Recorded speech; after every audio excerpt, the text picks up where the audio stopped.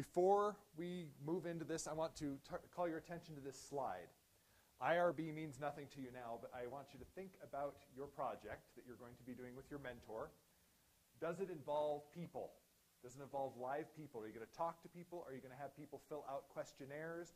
Are you going to be working with medical samples? Are you going to be working with blood or with anything like that? Are you going to be working with animals? Or are you going to be doing phone interviews? Anything like that, or watching kids? Anything that involves live human beings or animals, or often controlled substances or blood or things like that, you need to go to the internal review board or the institutional review board, whatever IRB is. They're the ones who give you permission to and control your project to make sure that it's ethically okay. They have a super workshop for you to get through, and you have to do this before your ORCA application is finished on November 1st. You have to get approval, and they have a rush way of doing this to get it through and make it easy for you. They'll explain everything. So if you even have a question, don't ask me because I don't know, but if you have a question, if your project is going to involve real human subjects and is going to need to go through this board, go to these workshops. They'll work it through with you. They'll figure it out, and it'll be nice, and you'll be way ahead of the people who don't know. Yes? With my research, I won't be able to tell you for your research. I don't know. You'll go. Like I already know that about IRB. It's Right. not needed, but it uses human. You go. If you want me to, Go to the IRB. If, I know that it's not needed IRB. Okay. But if I need to have something ready from them. That's why I say I'm not. You can't ask me that question. Go to the IRB. I don't know. I have nothing to do with IRB. So go with them, and they will tell you. All I can tell you is how to how to fill out a good ORCA thing. But I don't know anything. The first thing about what you need to do with this. But if you have any question at all, and that is a question, definitely talk to the IRB and work it out and find out what you need to do to get clearance. Okay? Because everybody who's working with human beings of any sort and not just texts or in any way, you need telephone or by questionnaire, whatever, has to work through the IRB and get it cleared through the IRB first. Okay. That having been said, let's get on to the stuff I can answer for a change and talk about ORCAs and what they are and how to get one, how to get the $1,500 bucks. You've got to do it. All right, that's one of my past ORCA mentees. My name's Rob McFarland. I'm over in German, like he said. I've done, I can't remember how many ORCA projects I've done. I've been the mentor for somewhere in the 30s, and successful ones that we've gotten awarded for, and lots more that I've written that haven't gotten it, but I'm getting better at them. I'm also a proposal evaluator. If you are in the College of Humanities, I will probably read yours because I go through these, and I also go through them and look at them. I don't decide for other places, but I often read through applications from other colleges as well. So this is why I'm doing this and what we're here for. Now, what is mentored learning? A lot of you know, the old model, of course, is that an education is something you have. You go to your lecture, your professor fills your brain, and you swish it around a little bit. You go to the testing center, and you open up your head, and you empty it back out. I have it. I know he's downloaded it. I've taken it from her. She's my professor. She knows. She's given, and that's not the model that we're looking at anymore in education. When you go out in the job field, they are not looking to see what classes you've taken, what grades you've gotten. They want to know what skills you have. And you have to be able to create a good narrative saying, no, I haven't taken this and I haven't gotten a grade in this, but my coursework was this, and I have these skills. I'm proficient in these computers. I can do research. I can use these databases. I can think like this. You need to be able to talk about yourself and the skills that you do. You are the education. One of the most important things you can do is to work beside a mentor. A mentor is a master, and you're the apprentice. They're going to show you what to do. And you'll notice that this makes a big difference in terms of what your project is going to be and how it's going to work. We'll talk about that in a minute. Now, what is the grant? It's $1,500 awarded to students who have a great project proposal. And you notice it's the proposal. The project doesn't need to be done. This entire decision of whether you get the money or not is all dependent upon a 2-page proposal. 2 pages. You can do that. I mean, if you spend 10 hours on it, it's like $150 an hour. You can do that. And if you spend 10 hours on it, you're going to spend more than a lot of people do. In the past, 1/3 to 1/2 of these have been awarded. Last year, it was 40% of the people who applied for one were given one, which is an astounding figure. BYU, other universities cannot touch this. We have such generous donors who make this available and provide the money. All this comes from private donor money. It is spread evenly across the disciplines. You do not have a better chance in going for a biology one than you do for music, composition, or whatever. It's spread evenly across all the disciplines. You can use it for equipment, for travel, for wages, expenses, anything you want. They do not ask how you use the $1,500.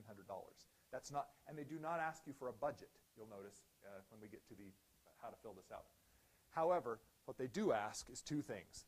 Most important things about this. You have to have a mentor who is absolutely engaged in this. You have to be learning from the mentor. That is more important than the project, is that you are involved strongly with a mentor.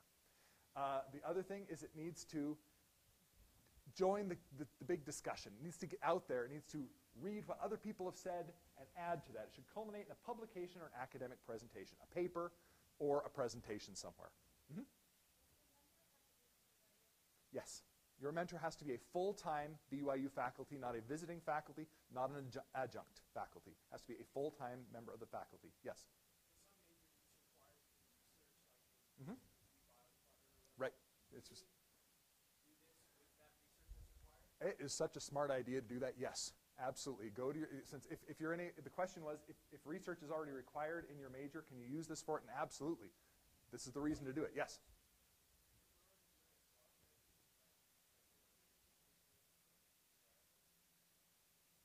Oh, and you should, and you must. Yes, this is the smartest way to do it. If you're already involved in research with a professor of any kind, upgrade that to an ORCA. And then your professor doesn't have to pay you, and whatever. He gets money, he gets a little bit of a kickback, and $300 to the mentor, which isn't much, but he also doesn't have to pay you, which is a big thing. All right, before we go on, it's really easy at this point to get intimidated and say, oh, you know what, I'm just a freshman, or I really don't know, I'm not that far into my major, I don't know what I'm doing, I didn't know that you had to. Don't be intimidated. Anybody who's at BYU is you're the ones where we want to do this. You are an applicant. You're the audience we want to. If you're at BYU, you can do one of these. And you're going to feel like you're too dumb, you don't know anything about research, whatever, and that is not a problem. Who is the person who knows about research and who knows about the topic? It's your mentor. And this is all about mentored learning. And so if you don't know much, that doesn't matter. Your mentor should know much. And if you have a good relationship with your mentor and you have a great project you're working on together, that is what's important. What you bring to it, you do not need to bring a ton extra. You'll have some preparation. We'll talk about that in a minute. How do you get started? Well, the very first thing you can do, and this is so important no matter what grant, and those of you going into the sciences, social sciences who are going to be doing this, you need to know about how to write a grant. Your sun rises and falls with the grants you do and don't get. Writing grant proposals is very important. And one of the things you need to know is you need to not treat them like a mass product. You need to treat each one specially and know what the program is. You need to know what ORCA is and know if your program, if your project fits it. And if it doesn't fit it, ORCA won't change to fit your program. You've got to change your project or your program to fit ORCA. So go to orca.byu.edu, read all of the instructions and the limitations, make sure that you gear your project to the program, the scope, the time frame, the mentor, etc. All of this needs to fit, because if it doesn't fit this, you're not going to get it, and you've wasted your time. And talk to your mentor about how to do this. And there's a great staff at the ORCA office who will bend over backwards to help you figure out how to make things work. Yes? We'll get to that in a second. You need to go through many drafts of the proposal. We'll talk about that also. Okay, the first job that you have is to find a mentor. And this is the hardest thing there is. I mean, it seems like it wouldn't be that hard. In the past, a lot of people have kind of said, oh, I have this idea about this project. I want to go in and find a professor who'll just kind of sign off on it, and then I'll do my project when we're done. And that is not what an ORCA project is for. An ORCA project is, a better model is that you go to a professor and say, hey, I was in your stats class, or I was in this class, I'm in your nursing, and you talk to her and say, I hear you're doing some fascinating things in your research, and I want to help. I want to do part of it. I want to do a year-long part of this. How can I join up? That's a better model than to try to come with something, because your mentor is the one who should be driving this, and your mentor's ideas. Your mentor is the one who knows what really needs to be done out there. If you have an idea, be ready to give up your part of it and to cede what you want to do. It's more important that you have this interaction with this master, and you're the apprentice. They're going to show you each of it. It's more important than the project that you want to do. If that's what this is all about. This is about the experience of learning from somebody who's really good at it, not about helping you with something that you want to get done. Okay, a good student researcher comes prepared with new, improved drafts of the proposal and application. Somebody asked me yesterday, how do I find a mentor? Go to it can be in your major, but it does not have to be in your major or minor. It doesn't have to, nobody ever asks what the correlation is between major and minor and ORCA. You just have to find a professor who's willing to work. Say you want to go into business, but right now you're studying Portuguese and finance or something like that. But you want to go into business later on, and so you could go over to find out who the professors are who have interesting research going on. Who are the ones who are really good at ORCAs, and go to them and talk to them and say, I'm ready. I want to help out. I want to join your project. Let me know what I can do. I'll bring, you don't have to pay me. You don't have to, I'm going to be excited. I'm going to be part of it. And you just sign me up, and I'll catch up. Now, here's the model you want to do. You do not want to plan on going in and dropping in and saying, okay, professor, we really need to do this. Let's sit down for 3 hours every week and just really, that's not how it's going to work. Your professor does not have time for that. The model that you want to do is you want to have lots of visits that are very short, 10 to 20-minute visits that are short and often. You can come whenever they have office hours and come for 10 to 20 minutes. Every time that you come, you get an assignment from your mentor. You do that assignment and you report on it and bring something to read together and look at for the next time you meet. It needs to be often and short. Does that make sense? Your professor doesn't have time to suddenly have this big monster of a project land on his desk or her desk in the middle of the week on top of all other things. Don't expect them to clear it. It's nice if you can do it short and often. Yes? Both. I'm talking about the entire project. This is just how it needs to work. You come to them, say, what do I do now? You do it. You come back and say, this is what I did. You talk about it. You get geared up, and then you get the next assignment, and you do it. And sometimes you will have to spend a long time, depending on the project, in the lab or doing something together. But your basic idea is you are getting assignments, and you're going and doing it. Okay, you're going to work hard and be enthusiastic and keep regular contact. Don't make your mentor hunt you down and say, hey, we really need to get moving on this. That's not her job. That's your job, is to keep in contact with your mentor.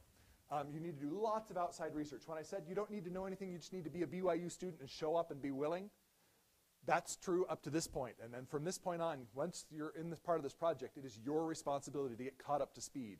A lot of professors say you can't really do anything because you don't have the skills that you need to do my kind of research. And that's true for some of you. But other professors have all sorts of things that you can do, and just say, you need to get caught up. I'm going to give you these readings. You get caught up, and once you're caught up, then you're ready to do this ORCA project. And that's part of your project, is getting caught up. Okay, discuss the letter of recommendation with your mentor. Can they recommend you? If they're just being nice and kind of going along with it, this kills a lot of applications. You've just got to go in there and say, don't say in my letter of recommendation, oh, I've known her a week and a half and she seems nice.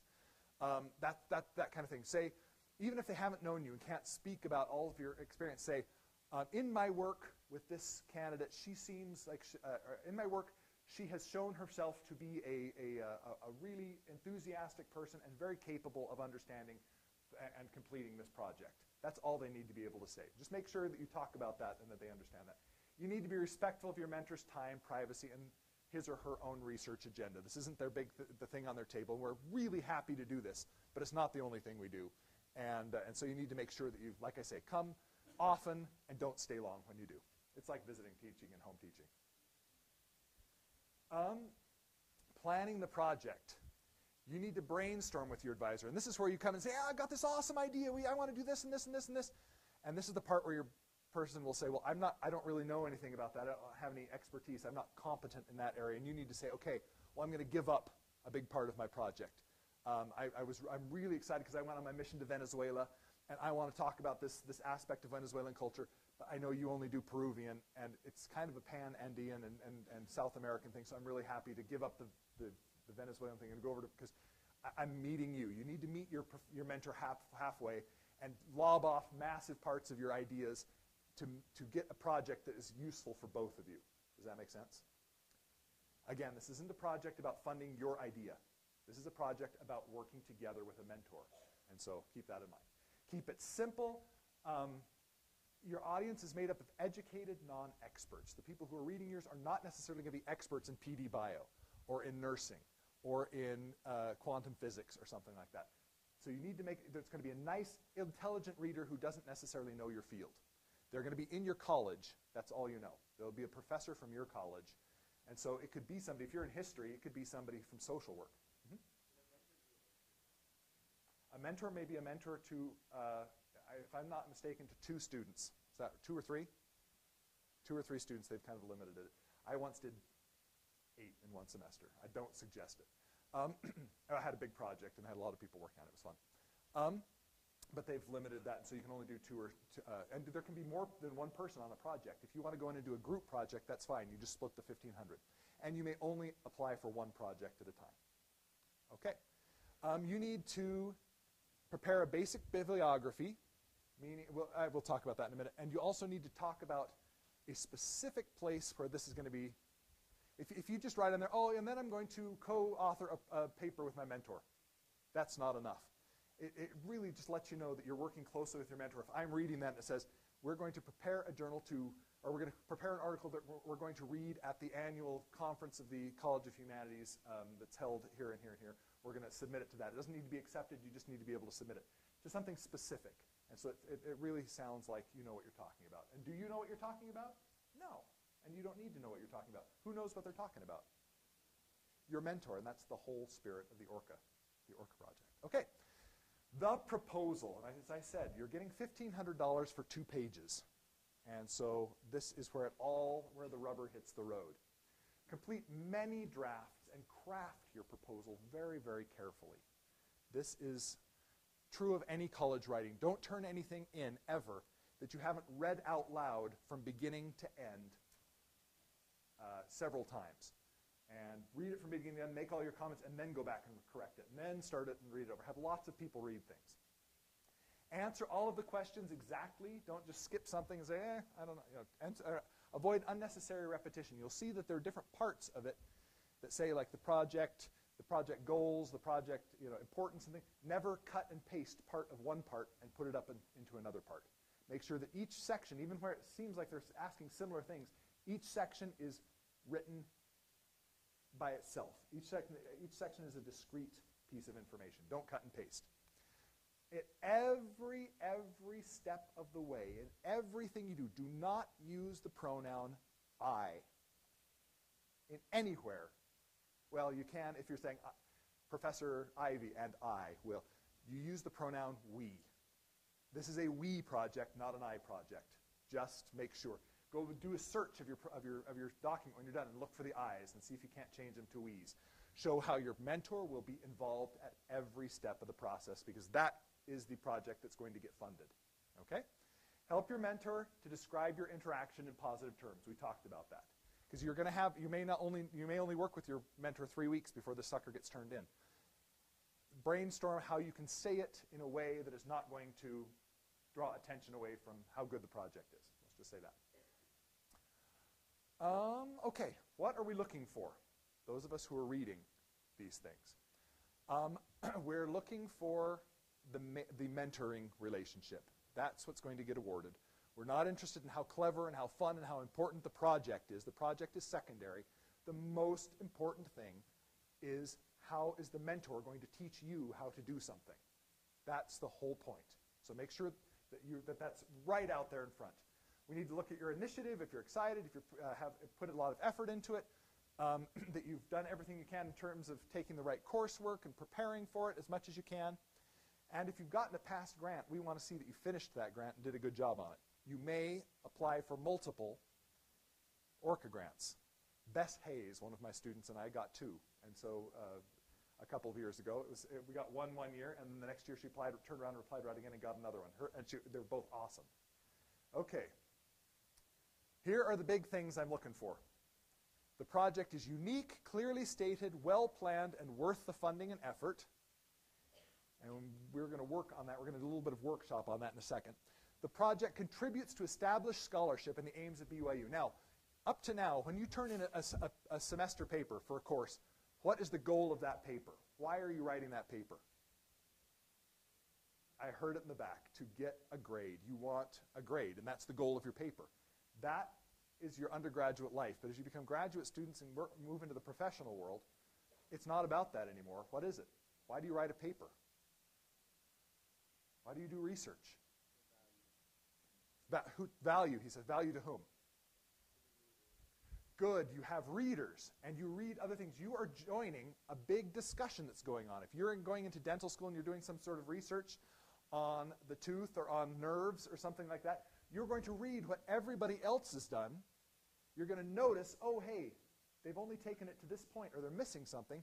You're going to add to that. You're going to react to that, and then people will react to you. You are going to enter a discussion. Just today I went on and realized that one of my articles that I'd written had been picked up and read by somebody else, and they have a chapter discussing what I discussed and picking it up and moving it on from where I discussed. It was really an interesting thing. I felt like I was part of this big, and now when people want to understand this thing that I was researching, I feel like I've added to how this is understood by the world. Okay, you need to also show that you are the best person to do this project, and the mentor offers great resources. Okay? But what didn't I say that you just have to be a BYU student to get an ORCA? What if you don't have, or what if you're not the best person to do this project? What does it mean to be the best person to do this project? You're on time, you show up, you're excited, you're reliable. Those are the things you can bring with you, okay? All right, the application. There's an online proposal form, and the way it works is you can go on there and save your information. You fill out your personal information. Then you download a document that has an outline of what you're supposed to fill in, a template, and then you fill it all out, and then you upload it again, okay? You should keep a hard copy. We'll talk about that in a minute. As soon as you have applied, your mentor can submit his or her part. The mentor's letter is due a week after yours is due. You are due November 1st. No, technically you are due November 31st. I'm going to tell you that everybody in this room is going to have it in on October 31st. You're going to have it in Halloween before you go trick-or-treating. Because November 1st is going to be a big mess with all the last-minute specials that everybody's going to be chucking on there, and it's going to be a big mess, and it's going to be hard, everything's going to be slow, things are going to crash. You're going to have it in and be enjoying your Halloween candy on November 1st and sitting back and watching The Princess Bride or something and watching everybody else freak out, because that's the kind of person you are. And by the way, being at this preparation workshop greatly enhances your chances of being one of the third that is awarded instead of one of the two-thirds who are not awarded. 1 week after that, on November 8th, is when your mentor's things are due. Okay, this is what the website looks like. You go to the website, and you go up here, and I've lost my laser pointer, but you can see up there on the right-hand side, Apply Now. That's where you go. And you sign in with your user ID. You go through and fill out your student profile.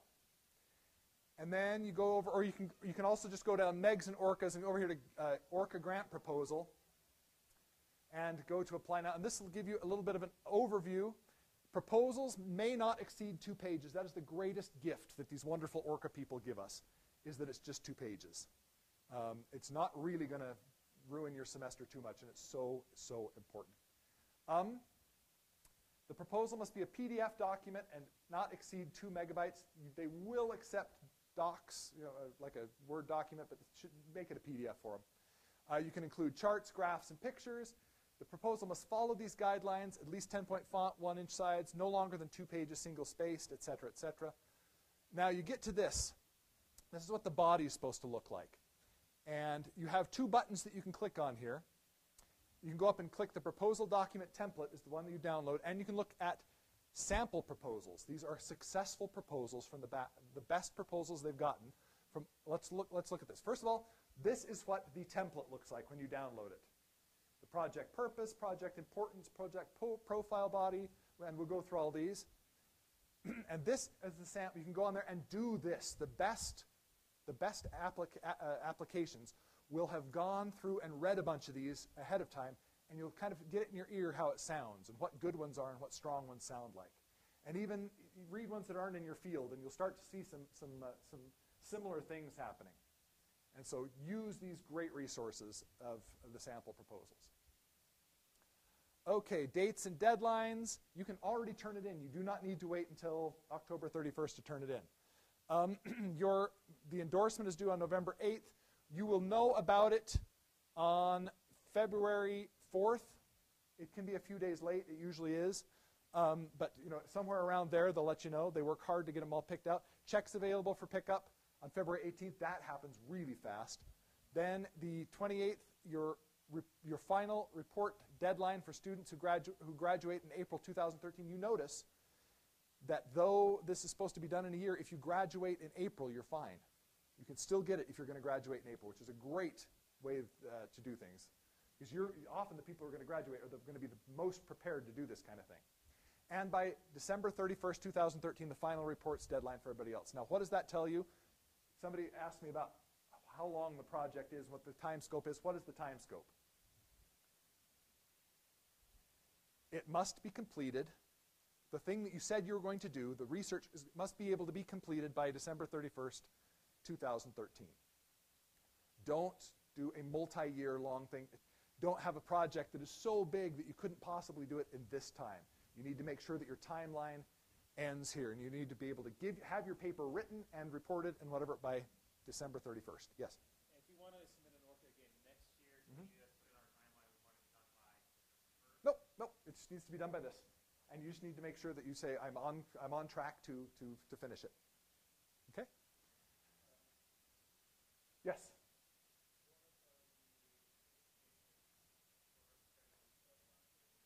And this is a good question because this just came up in my department. Very sad story. Somebody just blew it off.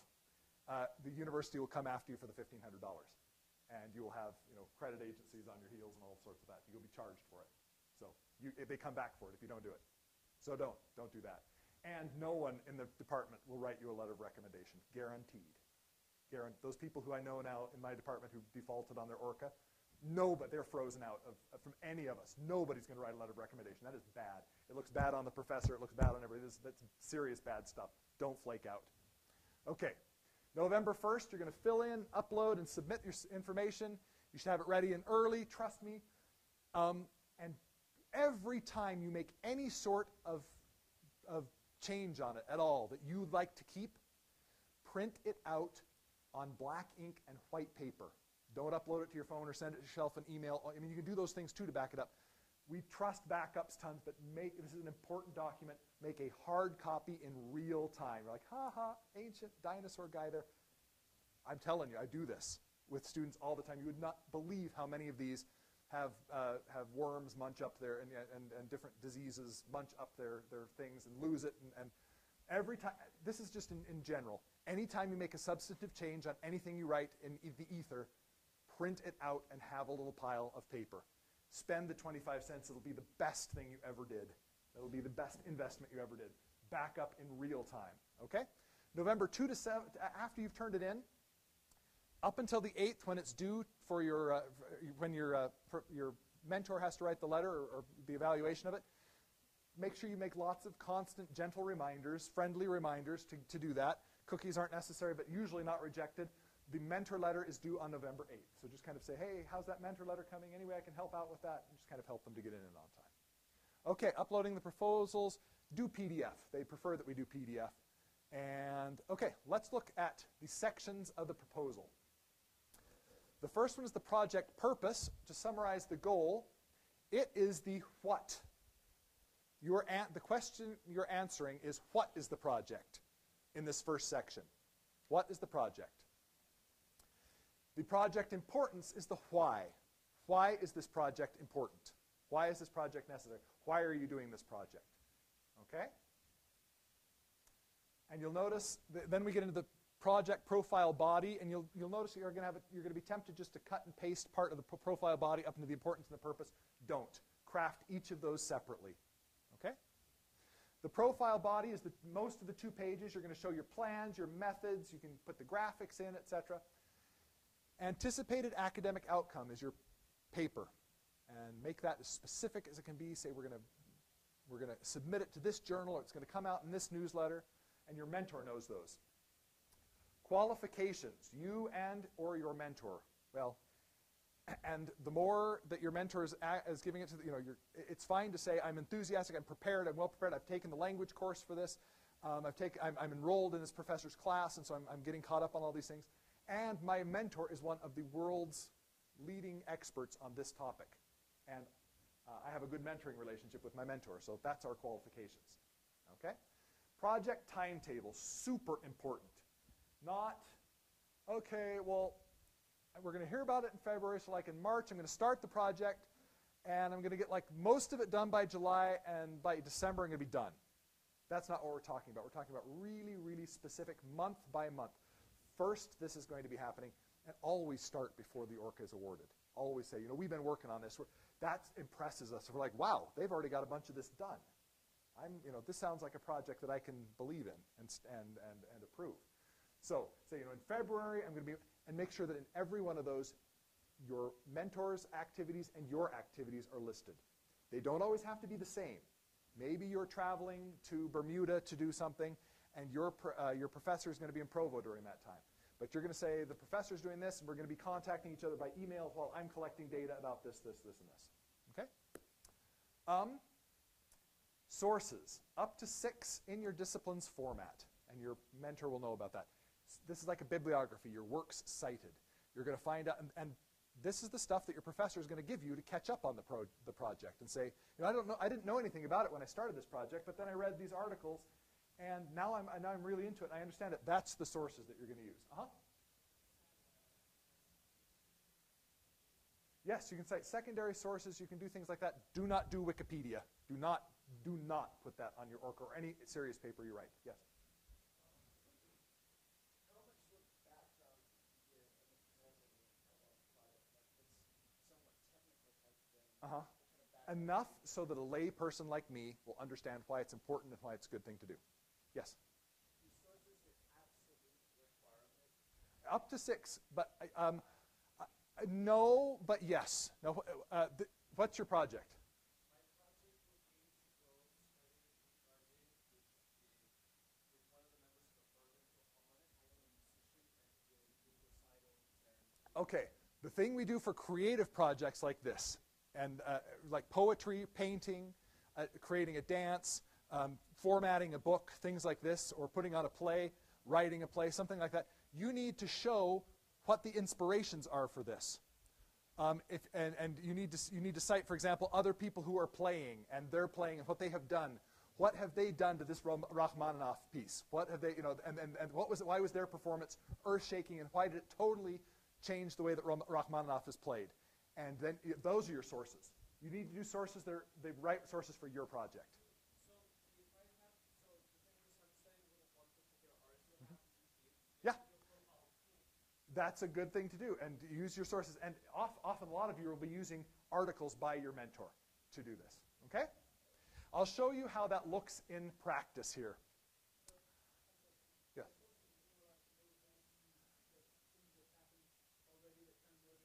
Well, if you're in science, it's other people's publications. This is showing that you're not just off doing this on your own. You're saying, I'm in contact. I know what other people have done, the most important things that other people have done. Okay, state the problem. This is a really, really important thing for you to do, is to state the problem. Anybody writing any sort of grant proposal always needs to show that there's a problem. We are storytellers as human beings. We need to hear that there's a ring that needs to be thrown into Mount Doom, and there's a short person who's supposed to do it, and it's going to go through all sort of obstacles. That's how the human mind works. It's mythical.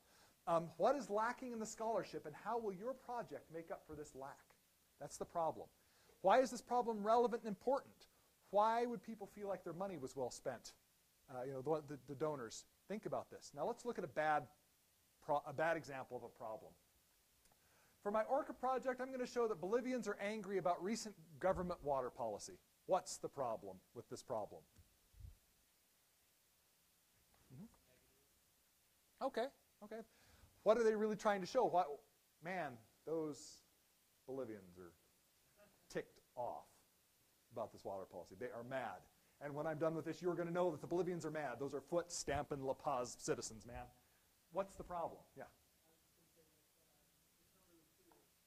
It's not clear what the problem is. What is it? What do you mean? What is your ORCA project? What are you going to show? How are you going to show it? And what do you mean? What would you do differently? What do we need? How do we make this problem more salient, more interesting? Yes? Good. Good. Be really specific. What are you going to do? What is going to be? Let's look at this and understand it. What else? Always, the biggest problem that undergraduates have is you're not really specific. Never use the term, for example, I don't care if you're in the social sciences, never use the term society. Society thinks that, and as you know, society makes us feel, it doesn't exist. It's this non-entity. It's like saying the devil made me do it. Instead of saying society, say, American adults between 35 and 52 who were polled in the late 1980s. That's what I'm talking about. Be specific. Specific. Now let's look at this. This is the same problem restated. According to the 2002 annual report of the Bechtel Corporation, the privatization of the water system in La Paz, Bolivia, has been a great commercial success. However, Garcia and Perez, in their paper from 2004, have shown anecdotal evidence that there is widespread disappointment and concern about the 2002 privatization project. Up to now, no reliable statistics are available. But here I come, ORCA person, ORCA guy, and I am going to make it happen. So what's different about this? Mm-hmm.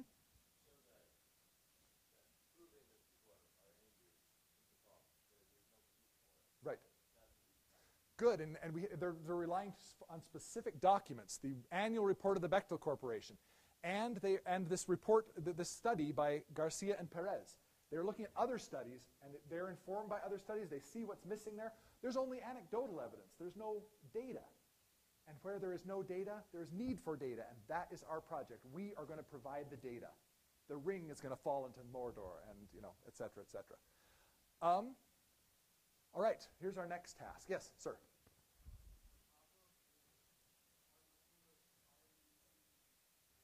No, nobody asks anything about that. No one cares.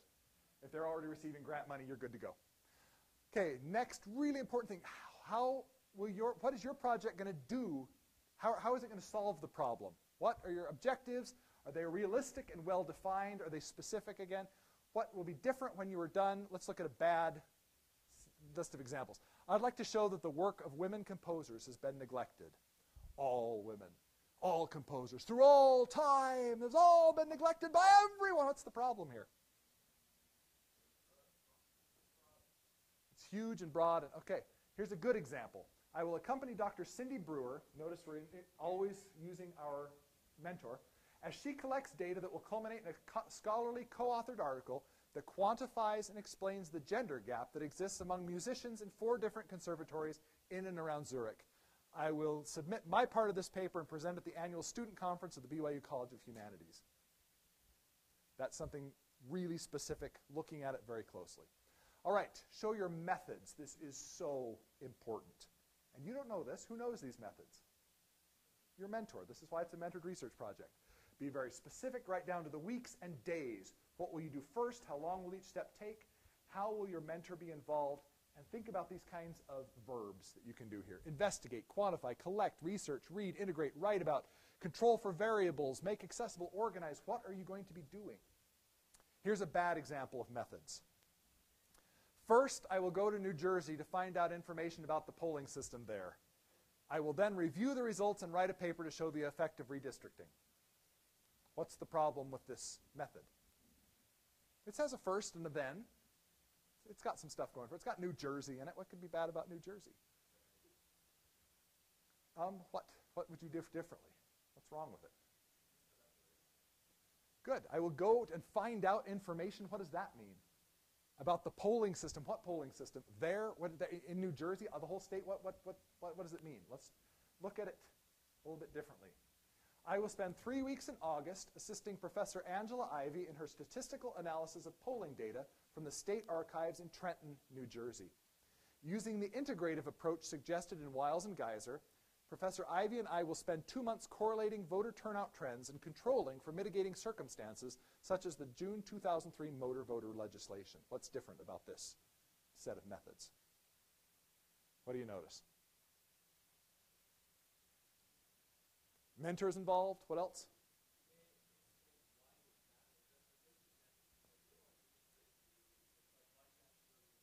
Right, right. This says we're going to the state archives in Trenton, New Jersey. That kind of clears that up. And look at this, the Wiles and Geiser 2000, integrating your sources into your narrative. What does that do for a reader? Why would you want to do that? It shows that the methods you're using have been researched and they're traditional. You're just not pulling this out of thin air. You're building upon what other people have done. Using this, the Wiles and Geiser have gone back and they have an approach to this. And they argue about why this approach is useful. And people have gone in and realized that this is a great way of doing it. And so by doing this, by working, not only sticking your sources on there, but by referring to your sources in your body, the body of your application, it lets them know that you are building on other research. And this is an actual bona fide big boy and girl research project, not just an undergraduate fantasy. All right, why you? Just memorize this. I am uniquely qualified to complete this project because blank, because my Turkish is awesome, because I have taken the statistics class, because think about it, because I'm available, I'm interested, and I've cleared my semester to be able to do this. Connect yourself to your mentor and your mentor's project, and how your mentor is uniquely qualified. Again, this year more than ever, tie yourself to your mentor. Sources. Ask your mentor to refer you to the key scholarly articles that have come out. Show how your research will be informed by other scholarly works, and we just talked about that. Why were they successful? Who's used similar methods? Use several works that your mentor suggests that will get you up to speed. This is a good way of doing it. All the things that you come in and you don't know about, list those things that your professor gave you that will catch you up. For creative projects like painting and dance and different things like that, use model works or technical articles or reviews, reviews of that person's playing, and say, this is what I'm referring to. They were received like this, and so use other things. Or this person's de Koon's paintings from the early 70s do this with yellow, and they do this and this and this, and then cite those paintings and say, I'm taking yellow in the direction that de Koon's wanted to because for whatever. That's what you're going to be doing. Use serious scholarly articles, not random textbooks and websites. Do not trust technology. Keep a hard copy. We talked to. Get everything in early. We talked about that. The day the proposals are due are going to be a huge mess. Be nice to the ORCA staff. Don't treat them like it's their fault that you had that your roommate had a weeping relationship crisis at 3 in the morning and that you didn't get it done the day of or whatever. Do finish the acceptance, do the project. Okay, the big question we get at this point is, this is way too much work. Why in the world would I do it? And I have an answer for you. President Samuelson's brother is on the admissions committee for the medical school at the U of U. He came and gave us a workshop a couple of years ago, on how to write good letters of recommendation. He gave me a statistic that has changed the way I see the world. They have an algorithm that goes through and figures out how they're going to admit somebody into this medical school. 1/10 of it is your entire GPA. Your GPA for 4 years of your school, all of your classes, every grade you've gotten. That's 1/10 of the decision. Guess how much letters of recommendation count? Each letter of recommendation counts for 10%, the same as your whole GPA for 4 years. What does this tell you about how you should be interacting with professors here? Do you want them to write a letter for somebody who's been in an 800-person class and you interacted with them for 1 semester through a TA? Or do you want a letter written by somebody who's in the lab, in the office, in the archives, next to you, and knows who you are and what you're made of? Those are different animals altogether. A letter of recommendation is not the same as another letter of recommendation. They are 2 different complete qualities, and it's going to count as much as your entire GPA. You should be giving up time for your classes and going for this. This is the most important thing you can do to get in and get wherever you're going to go, to have these kind of skills. Just a couple of examples. One of my students, in German of all things, she was going to medical school, but she did an ORCA project on this obscure Viennese journalist from the 19th century.